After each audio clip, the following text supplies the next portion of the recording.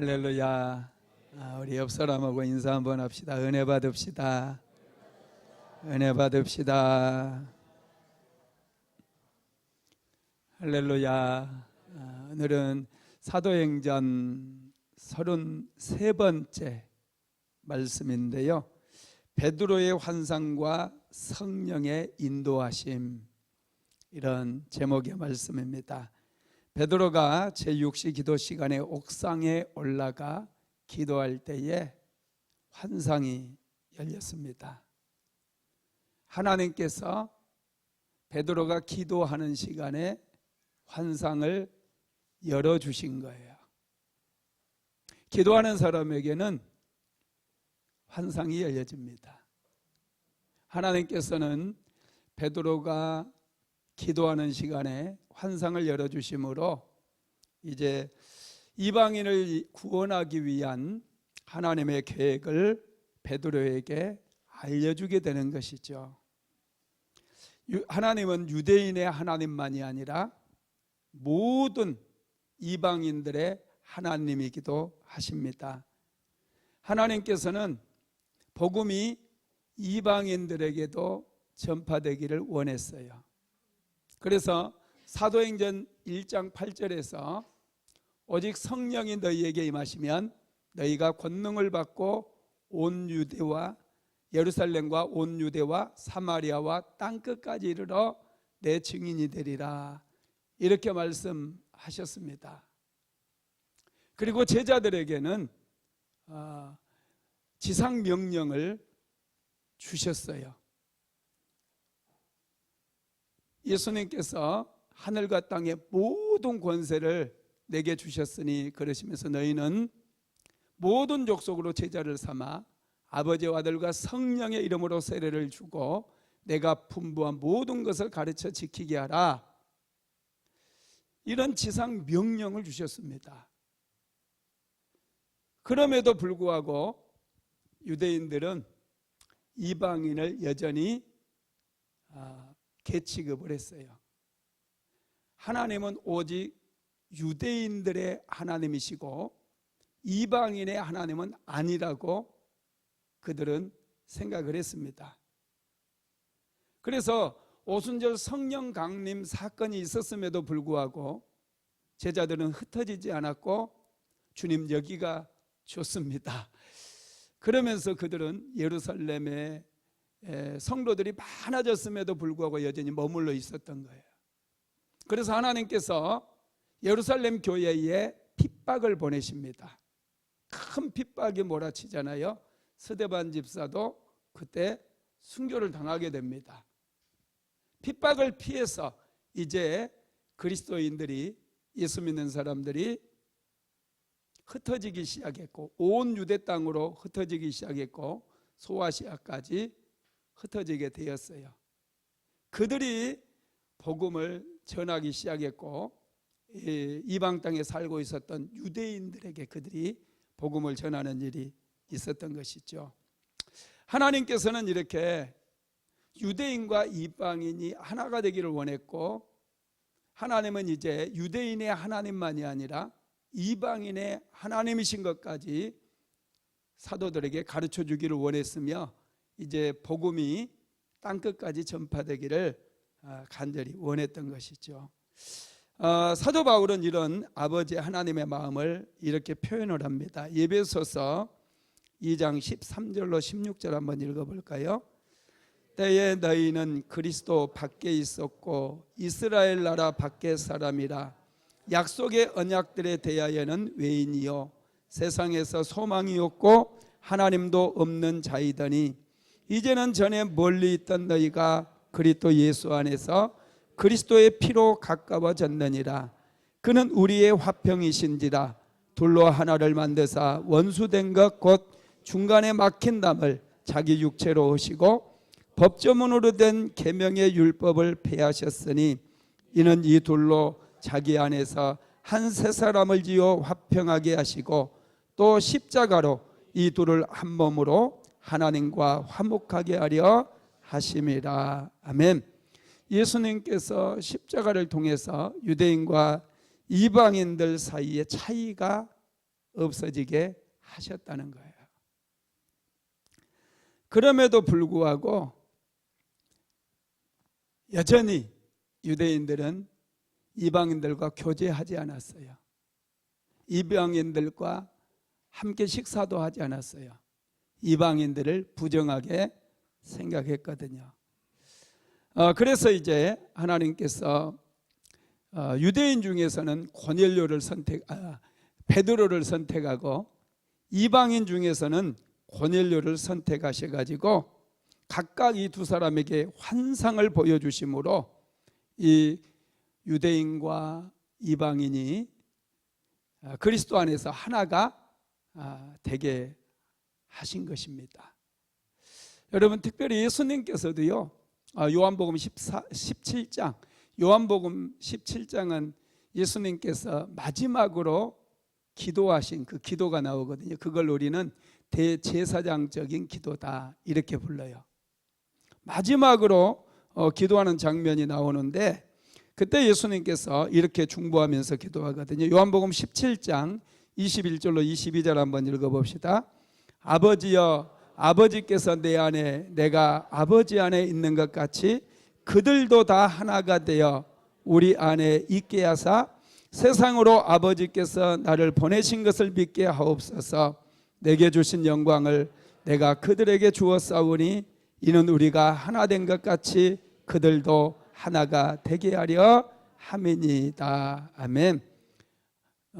하나님께 예수님께서 이제 기도하시면서 아버지여, 아버지께서 내 안에 내가 아버지 안에 있는 것 같이 그들도 하나가 되어 그랬어요. 그들은 누굽니까?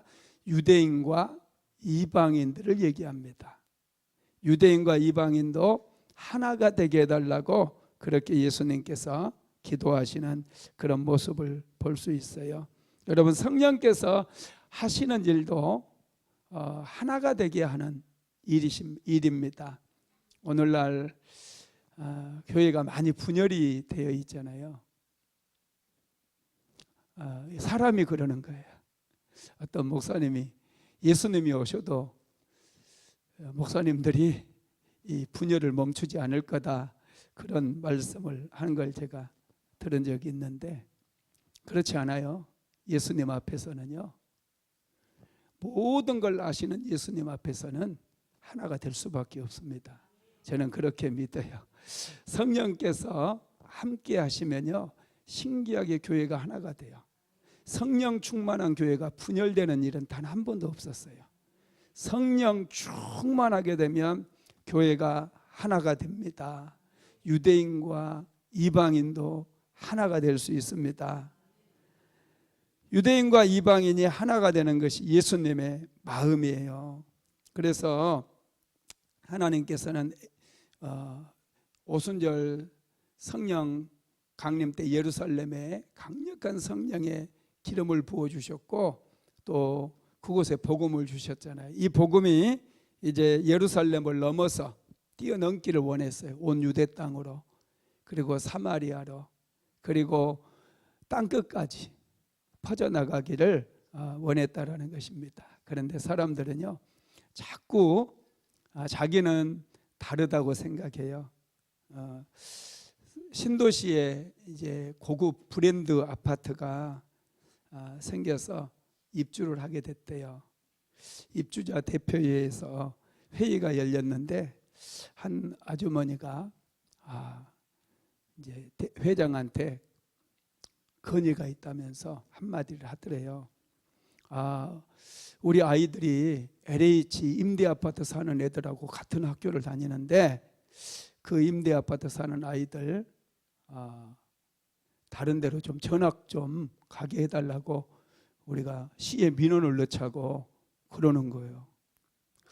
아니, 뭐가 문제입니까? 그 아이들이 뭐 범죄를 저지르는 것도 아니고 그렇잖아요. 그래서 도대체 뭐가 문제인데요? 그랬더니 격이 떨어져서요 그러더래요. 우리 애들의 격이 떨어진다는 거예요.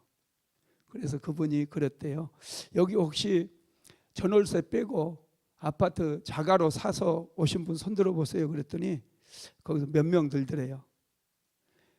그래서 대출 안 받고 여기에 이사 오신 분 손 한번 들어보세요. 아무도 안 들더래요. 그분이 하는 말이 5억도 안 되는 아파트 이거 다 대출 받아서 사고 월 전월세로 온 사람들하고 격이 떨어져 가지고 내가 상대를 못 하겠다고 다 이사들 가시라고. 사람은요 조금만 이렇게 좀 자기가 뭔가 좀 되는 것 같으면은 우월 의식이 생기나 봐요. 그래서 다른 사람을 약간 무시하고 싶은 마음, 비교해 가지고 자기보다 좀 더 나은 사람한테는 열등 의식을 갖고 또 좀 나은 못한 사람에게는 아주 이제 우월 의식을 갖는 그런 것들이 있는 것 같아요. 유대인들도 똑같았어요. 자기들은 선민이라고 하나님의 말씀을 받았고 또 자기들은 율법을 받았잖아요. 그러다 보니 굉장한 그런 선민의식이 있었어요. 당시에는 그 로마에 의해서 나라까지 빼앗기고 로마에 의해서 완전히 짓밟히는 그런 상황임에도 불구하고 로마인들을 무시했다니까요. 이 사람들이 참 이게 얼마나 우습습니까? 하나님께서 정말 원하시는 것은 모든 이방인들도 복음을 듣는 것이고 그들도 구원을 받는 것이 하나님의 뜻이었어요. 그래서 오늘 본문에도 보면은 이제 하나님께서 베드로에게 환상을 보여주심으로 이방인들에게도 복음이 전파될 수 있도록 그렇게 만들어 주시죠. 오늘 본문 한번 읽어봅시다. 사도행전 10장 9절에서 11절입니다. 같이 읽어봅니다. 이튿날 그들이 길을 가다가 그 성에 가까이 왔을 그때에 베드로가 기도하려고 지붕에 올라가니 그 시각은 제6시더라. 그가 시장하여 먹고자 하되 사람들이 준비할 때 황홀한 중에 하늘이 열리며 한 그릇이 내려오는 것을 보니 큰 보자기 같고 내 길을 메어 땅에 드리웠더라. 하나님께서는 이제 그 사도행전 10장 1절부터 8절까지 보면은 고넬료에게 먼저 환상을 보여주셨잖아요. 그리고 하나님의 음성을 들려주셨어요. 내 기도와 구제가 하나님께 상달되었으니 너는 베드로를 초청해라 이렇게 말씀을 하셨어요. 그리고 그래서 이제 고넬료가 요바에 사람을 보내가지고 베드로를 초청을 했습니다. 베드로 역시도 하루에 3번씩 시간을 정해놓고 기도하고 있었어요. 오전 9시, 12시 정오, 그 다음에 오후 3시 이렇게 늘 시간을 정해놓고 하나님께 기도했었다는 것이죠. 하나님께서 베드로의 기도 시간에 찾아오셨다는 것, 고넬료가 기도할 때 찾아왔다는 것, 이게 참 여러분 우리에게 가르쳐주는 바가 크죠. 하나님의 음성을 듣기를 원한다거나 하나님의 임재를 경험하기 원한다면 우리가 깨어서 기도해야 된다는 거예요. 성령의 역사는 기도하는 사람들에 의해서 일어나기 시작해요. 기도가 살아있는 곳에 성령의 역사가 있지, 기도하지 않는 교회나 기도하지 않는 개인에게 성령의 역사는 절대로 일어나지 않습니다. 하나님께서는 기도하는 사람들에게 항상 은혜를 베풀어 주신다는 거예요. 베드로는 지금 제6시면은요 6을 더하면 돼요. 우리나라 시간으로 하면은. 그럼 12시입니다. 정오예요. 정오 시간에 기도하기 위해서 지붕에 올라갔어요. 지붕이 기도하기가 참 좋습니다. 직장 다니는 분은요 점심 먹고 회사 옥상에 올라가 보셔요. 기도하기 참 좋습니다. 요즘은 너무 더우니까 올라가지 마시고 옥상이 탁 트이고요 참 좋아요. 베드로도 옥상에 올라가서 기도를 하는데 갑자기 하늘이 열리더니 커다란 보자기 하나가 내려오는 거예요. 여러분이 그곳에는 도저히 먹을 수 없는 가증한 짐승들이 들어 있었습니다. 사도행전 10장 11절로 12절 같이 읽어봅시다. 하늘이 열리며 한 그릇이 내려오는 것을 보니 큰 보자기 같고 내 귀에 매여 땅에 데리웠더라. 그 안에는 땅에 있는 각종 네 발 가진 짐승과 기는 것과 공중에 나는 것들이 있더라. 아멘. 여러분, 우리가 생각해야 될 게 있어요. 오늘 여기서 오늘 본문에서 우리가 얻어야 될 교훈이 있는데, 첫째는 기도하는 사람에게 환상도 열려지고 기도하는 사람들에게 성령의 역사가 일어난다라는 거예요. 하나님의 음성도 기도하는 사람에게 들려요. 기적도 기도하는 사람에게 일어나요. 하나님께서는 기도 시간을 정해놓고 우리가 기도하게 되면 반드시 우리를 만나 주신다라는 거 믿으시기 바랍니다. 베드로를 우리가 생각할 때 참 베드로는 초창기 베드로 모습은 굉장히 즉흥적이었잖아요. 행동이 많이 앞서고 주는 그리스도시요 살아계신 하나님의 아들이십니다, 막 이런 고백도 하고, 내가 주를 위해 죽겠습니다, 그렇게 고백도 하고, 그런데 몇 시간 뒤에 예수님을 모른다고 3번씩 부인해버리기도 하고, 우리가 보면은 베드로는 굉장히 활동적인 사람이고 즉흥적인 사람이에요. 그리고 성령 강림 사건 이후에 보면은 베드로가 설교도 굉장히 잘해요. 구약 성경에 아주 능통했던 걸 알 수 있어요. 그리고 능력도 있어요. 안진병이를, 성전 미문의 안진병이를 은과 금은 내게 없거니와 내게 있는 것으로 내게 주노니 나사렛 예수 그리스도 이름으로 일어나 걸으라 하고 벌떡 일으켜 버렸어요. 정말 대단하거든요. 엄청난 능력의 소유자거든요. 그런데 베드로가 기도의 사람이었다는 거예요. 놀랍죠? 시간을 정해놓고 끊임없이 하나님 앞에 기도했다는 거예요. 열정이 대단해요. 기적도 많이 일으키고. 그러면 우리는 베드로는 기도도 좀 안 했나 이렇게 생각할 수 있는데, 정말 치열하게 베드로가 기도했다라는 것을 알 수가 있습니다. 예수님도 마찬가지예요. 예수님께서 안진병이도 일으키고 소경의 눈도 뜨게 하고 문둥병자도 고치고 또 오병이의 기적 같은 엄청난 기적을 일으키고 그랬잖아요. 그런데 예수님의 사역 뒤에 보면은 항상 기도의 역사가 있었어요. 기도의 시간이 있었어요. 예수님은 때로는 밤새도록, 밤이 맞도록 철야하면서 기도했고요. 또 새벽 미명에 혼자 빈들에 가서 하나님의 이름을 부르면서 기도했습니다.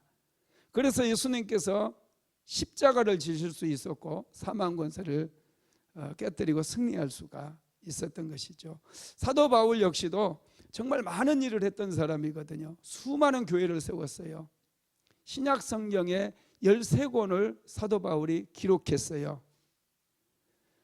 많은 환난과 어려움을 겪으면서 얼마나 많은 교회를 세웠습니까? 그런데 여러분, 사도 바울 역시도 사역 이면에 하나님 앞에 늘 엎드려서 기도했던 기도 시간들이 있어요. 필립보에 갔을 때 2차 선교여행 중에 소아시아 지역에서 복음 전도의 길이 막히잖아요. 그래서 마게도 사람 한 사람이 나타나서 바울이 기도 중에 와서 우리를 도우라, 그런 환상이 딱 열려요. 그때도 기도했을 때예요. 배를 타고 마게도니아로 갔습니다. 그런데 그곳은 유대인의 회당이 없었어요. 기도할 장소가 없으니까 바울이 기도할 처소를 찾기 위해서 강가로 나가게 돼요. 강에 나갔던 것은 기도할 수 있는 장소를 물색하기 위해서 강에 나갔는데, 그곳에서 자주장사 루디아를 만나게 되었고, 루디아에게 복음을 전해가지고 루디아가 예수를 믿게 되므로 그곳에서 필립보 교회가 시작이 됩니다. 루디아가 자기 집에 오라고 초청하잖아요. 그래서 그 집에서 예배드린 게 빌립보 교회가 시작되는 그런 계기가 되었다라는 것이죠. 이렇게 성경에 나와 있는 그런 성령의 역사들도 그렇고 하나님께서 사용하시는 사람들도 그렇고 항상 기도가 있어요. 하나님은 기도하는 사람들과 함께 일하신다는 것을 우리가 알 수 있습니다. 능력이 많은 사람, 많이 배운 사람, 많이 가진 사람, 이런 사람이 아니에요. 하나님은 항상 어느 시대에든지 기도하는 사람들을 통해서 일하신다라는 것입니다. 사도행전의 사람들도 보면 기도의 사람들이에요. 성령의 사람들은 하나같이 기도했습니다. 사도 바울도 베드로도 또 일곱 집사들도 그렇고 그들이 전부 기도의 사람들이었고 하나님께서는 이 기도의 사람들을 통해서 성령의 역사를 이루어 가셨습니다. 두 번째로 우리가 배워야 될 교훈은 하나님께서는 정확한 때에 일하신다는 거죠. 기분 감정에 치우치면서 기분 좋을 때 우리에게 기적을 베풀어 주신다거나 기분 좋으면 딱 찾아와 가지고 내가 너를 사랑한다 이렇게 말씀하시는 것이 아니라 항상 하나님은 일정하신 분이고요, 정확한 때에 하나님의 일을 이루어 가신다는 거예요.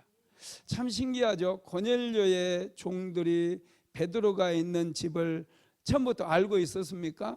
모르거든요. 요바에 가면은 시몬 피장의 집에 베드로가 있다라고만 가르쳐 줬어요. 요바라고 하는 도시가 굉장히 큰 항구 도시예요. 수암동에 가서 박찬선 목사 집에 찾아가라 이렇게 해도 여러분 찾기가 쉬울까요, 어려울까요? 예, 내비게이션이 있어도 와가지고 일단은 사람에게 물어봐야 돼요. 박찬선 목사가 수암에서 유명한지 유명하지 않는지 잘 모르겠지만 아는 사람을 만나야 돼요. 일단 나를 아는 사람이 만나고, 근데 그 목사님을 알기는 아는데 집은 잘 모르겠다고 그러죠. 그러지 않겠어요? 우리 성도들 중에서도 우리 집 아는 분이 있는 분들도 있을 것이고 모르는 분들도 많이 있을 거예요. 그죠? 내가 어디 사는지. 그런데 그런 거나 똑같아요. 요바에 많은 사람들이 살고 있었고 뭐 가죽이 피장 일을 하는 사람이 한두 사람이었겠습니까? 이름만 가르쳐 준 거예요. 시몬의 집에 있다고. 그래서 이제 이분들이 물어서 찾아왔어요. 그런데 참 신기하게 이 사람들이 대문에 딱 두드릴 때쯤에 환상이 이제 거의 끝났어요. 베드로가 그 시간에 다 환상을 보고 하나님께서 또 하나님의 음성도 듣고 딱 이게 무슨 의미인가, 이게 도대체 왜 이런 환상을 나에게 열어주셨을까 곰곰이 생각하고 있는 그때에 이제 문을 두드리는 거예요. 이곳에 베드로가 있는가. 참 놀랍지 않습니까? 이 모든 것을 누가 연출하고 있어요? 하나님께서 연출하고 계시다는 거예요. 여러분, 베드로의 기도 시간을 이용해서 어쩌면 그렇게 시간까지도 딱 맞춰가지고 고넬료의 종들이 오게 되었는지 정말 하나님께서는 정말 놀라우신 분이라는 거예요. 하나님께서 여러분 정확한 때에 일하신다는 것을 항상 기억하시고 너무 기도가 응답되지 않는다고 실망하지 마십시오. 때가 되면은 나도 모르는 사이에 기도가 다 응답되어 있어요. 신기해요. 야, 이런 경험들을 우리가 좀 해봐야 됩니다. 하나님께서는 하나님의 시간에 응답하신다라는 거 믿으시고요. 자, 사도행전 10장 10절에서 12절 한번 다시 읽어봅시다. 그가 시장하여 먹고자 하매 사람들이 준비할 때 황홀한 중에 하늘이 열리며 한 그릇이 내려오는 것을 보니 큰 보자기 같고 네 개를 메어 땅에 들이웠더라. 그 안에는 땅에 있는 각종 네 발 가진 짐승과 기는 것과 공중에 나는 것들이 있더라. 아멘. 베드로가 기도하는데 황홀한 중에라고 그랬어요. 여러분 기도하다가 황홀한 그런 경험 해보신 적이 있어요? 성령이 임하시면 정말 이런 그 신비한 체험들을 할 수 있어요. 성령이 임하시면 성령이 임하시니까 황홀한 중에 환상이 쫙 열렸다라는 거예요. 그곳에 이제 하늘에서 그릇이 하나 보자기에 쌓여서 내려와서 보니 거기에는 이상한 가증한 짐승들이 우글거리는데 갑자기 하늘에서 소리가 소리가 들려옵니다. 사도행전 10장 13절 읽어봅시다. 큰 소리가 또 소리가 있으되 베드로야 일어나 잡아먹으라 하거늘. 베드로야 일어나 잡아먹으라 그래요. 보기에도 끔찍해서 참 만질 수도 없는 그런 부정한 짐승들이에요. 유대인들은요, 부정한 짐승을 만지기만 해도 부정탄다고 생각했어요. 가증하다고 생각하고, 이게 부정한 짐승을 만지기만 해도 빨리 씻어야 되고 옷도 빨아야 돼요. 옷도 빨아야 돼요. 그 정도로 깔끔을 떨었던 사람들이에요. 그런데 지금 하나님께서 베드로에게 일어나서 잡아먹어라 그러는 거예요. 야, 베드로가 길을 의심하지 않았겠어요? 길을 의심했겠죠. 하나님께서 가끔 우리 이성과 그 상식에 맞지 않는 그런 음성을 들려주실 때가 있어요. 우리가 사도행전 8장에서도 보았잖아요. 사마리아 성에 엄청난 부흥이 일어나고 있어요.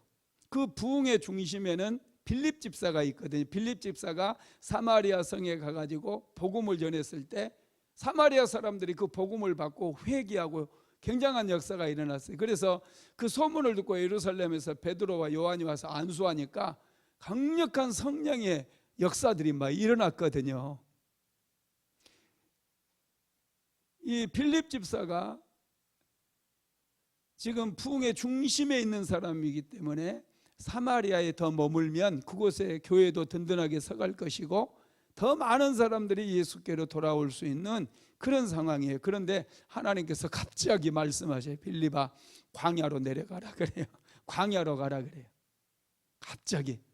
이건 말도 안 되거든요. 빌립도 아마 하나님 지금 무슨 말씀하시는데요? 제가 있어야 되는데요. 뭐 그렇게 얘기할 수 있는데 빌립은 하나님의 말씀에 즉시 순종을 하더라고요. 그래서 광야로 가서 에디오피아 내시를 만나잖아요. 그분에게 복음을 전했잖아요. 세례까지 딱 줬잖아요. 뭐 이런 역사가 일어나거든요. 지금 베드로에게도 하나님의 음성이 들렸어요. 일어나서 잡아먹으라. 그럼 베드로가 어떻게 해야 돼요? 이건 하나님의 음성이잖아요. 그런데 베드로가 이게 이럴 때 보면요 또 대담해요.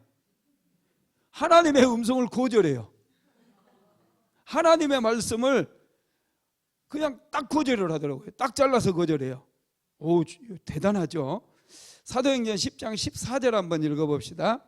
베드로가 이르되 주여 그럴 수 없나이다. 속되고 깨끗하지 아니한 것을 내가 결코 먹지 아니하였나이다. 안돼. 아멘. 베드로가 주여 그럴 수 없나이다 그래요. 베드로가 이럴 때 좀 부러워요. 그죠? 하나님과 직통으로 대화를 하잖아요. 이게 굉장히 부럽잖아요. 하나님께서 딱 베드로야 일어나서 잡아먹으라 딱 보고 그럴 수 없습니다. 야, 참 이런 부분을 보면은 참 또 베드로가 정말 대단한 분이구나 이런 것을 좀 느낄 수 있고요. 여러분 그렇습니다. 베드로가 거절을 해요. 이렇게 거절을 했는데 그 보자기에 있었던 짐승이 신명기서 그 14장하고 레위기서 11장에 보면은 하나님께서 정결한 짐승과 부정한 짐승을 구별해 놓은 게 있거든요. 그래서 육지의 짐승 중에는 약대라든지 사반이나 토끼, 돼지 같은 것은 먹어서는 안 된다고 그래요. 그리고 바다의 생선 가운데서는 지드러미나 비늘이 없는 것, 그러니까 문어 같은 거, 유럽 사람들은 문어 안 먹습니다. 낙지 같은 거 안 먹어요. 한국 사람들은 되게 좋아하잖아요. 오징어도 좋아하고 이런 거 유럽 사람들이 원래 기독교 국가였던 그런 나라에서는 잘 안 먹습니다. 성경에 보면은 이런 지느러미와 비늘이 없는 것은 먹지 말라고 그랬거든요. 그리고 하늘의 새 종류 중에서는 독수리라든지 솔개나 까마귀, 타조, 갈매기, 올빼미, 박쥐 이런 거 먹지 말라고 그랬어요. 그리고 또 곤충 중에서는 날개가 있고 기어다니는 것은 먹지 말라고 그랬습니다. 기어다니는 그 귀뚜라미라든지 또 이런 것들 있잖아요. 이런 거 먹지 말라고 그랬어요. 그리고 땅에 기는 것 중에서는 쪽제비나 쥐, 도마뱀 같은 것은 먹어서는 안 된다고 그랬어요. 그런데 베드로가 여러 번 보자기에는 전부 이런 것만 우글거리는 거였거든요. 이런 것만. 그래서 이제 베드로가 거절을 했고요. 하나님께서 이제 그 두 번째 하나님의 음성이 들려오는데 그게 15절에 나와 있어요. 베드로가 거절했을 때 하나님께서 뭐라고 말씀하셨는지 한번 읽어봅시다. 시작. 또 두 번째 소리가 있으되 하나님께서 깨끗하게 하신 것을 내가 속되다 하지 말라 하더라. 하나님께서 깨끗하게 하신 것을 내가 속되다고 하지 말라는 거. 너의 고정관념, 너의 편견을 깨라는 거예요. 이제 하나님께서 깨끗하게 하신 것이니 너는 그동안 부정하다고 너희들은 율법에서 배우고 신명기서 14장, 레위기서 11장에서 이것들은 부정한 것이라고 배웠는데 이것은 지금 내가 이것은 깨끗하게 한 것이라는 거. 그러니 속되다고 하지 말라 이렇게 말씀하신 것이죠. 특별히 여러분 이것은 베드로를 이방인 고넬료의 집에 보내기 위함이거든요. 그래서 이 가증한 짐승들을 하나님께서 보여주시면서 유대인들이 이 이방인들을 이렇게 가증한 짐승처럼 취급을 했기 때문에 하나님께서 이방인들도 깨끗하게 했으니 가서 복음을 전하라 이렇게 말씀을 한 것이죠. 이렇게 이제 세 번이나 이렇게 일이 똑같이 반복이 돼요. 하늘에서 보자기가 내려왔고 또 세 번이나 베드로가 거절했다는 걸 알 수 있겠죠. 한번 읽어봅시다. 사도행전 10장 16절 시작.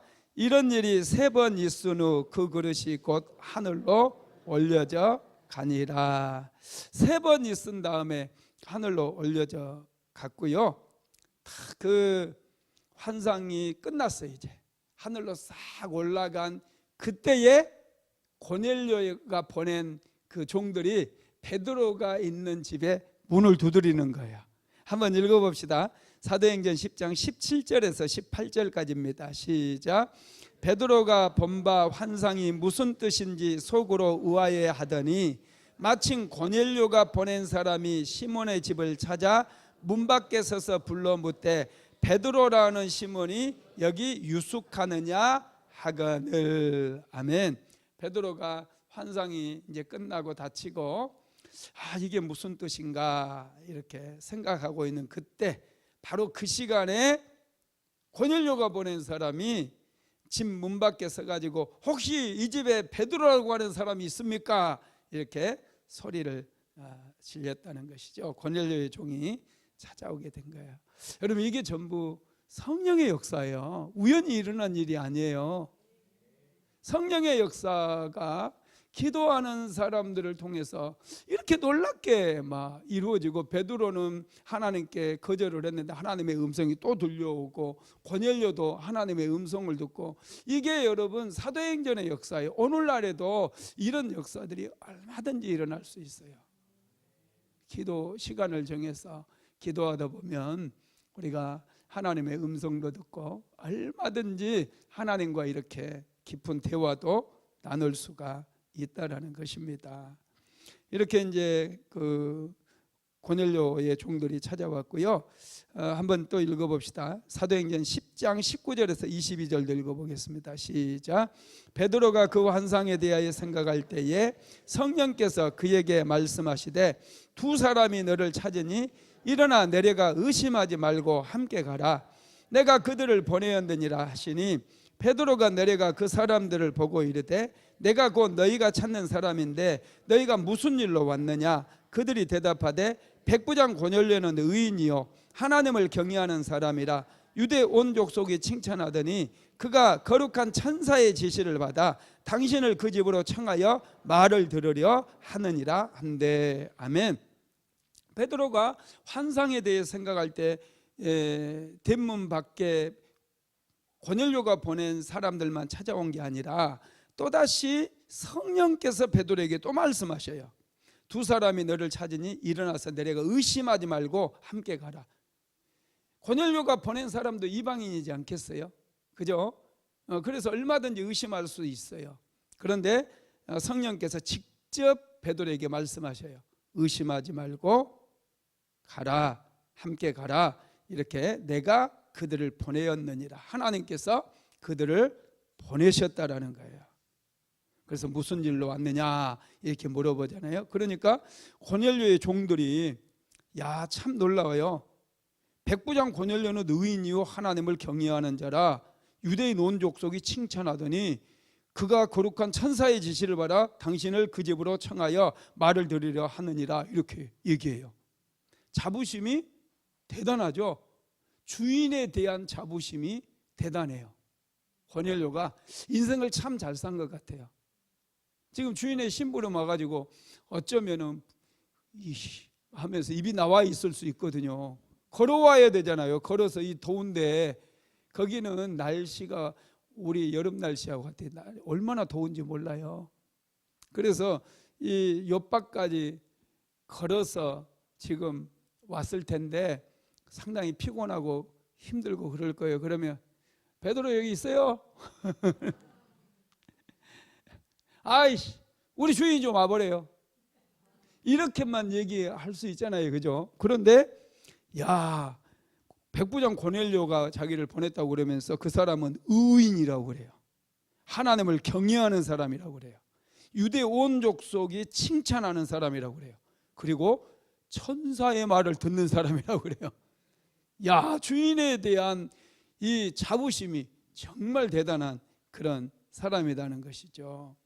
야, 참 인생 잘 살아야 되겠죠. 그죠? 우리 주변 사람들이 누군가가 여러분들을 물어본다면 우리 그분이 여러분들 아는 만큼 대답해 주지 않겠어요? 그 인간이요? 인간이란 말이 나와버리면 안 돼요. 그분은 정말 의인 중에 의인입니다. 여러분들이 나에 대해서 손보고 만디오케 박찬선 목사 어떤 사람이에요? 그 인간 막 이래버리면 이제 저는 인생을 잘못 산 거예요. 박 목사님 훌륭하십니다.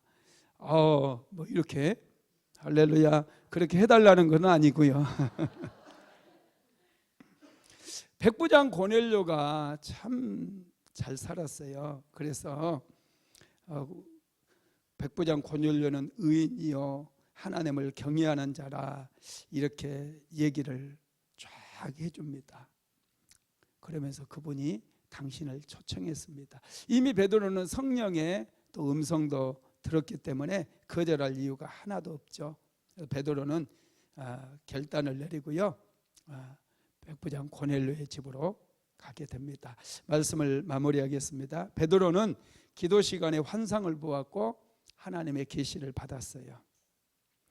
이방인들에게도 복음을 전해야 되는 그런 사명이 있을진데 유대인을 대표했던 그리고 제자들을 대표했던 베드로는 여전히 이방인들에 대한 경계심을 놓치지 않았고 그들을 가증하게 여겼어요. 그래서 하나님께서는 베드로의 선입견이라든지 편견을 깨뜨리기를 원했습니다.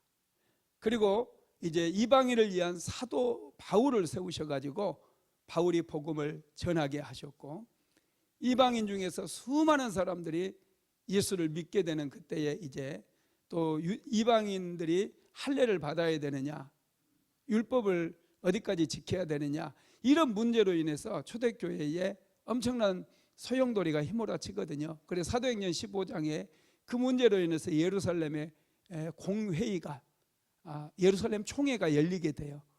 그때 베드로가 이 경험을 얘기를 합니다.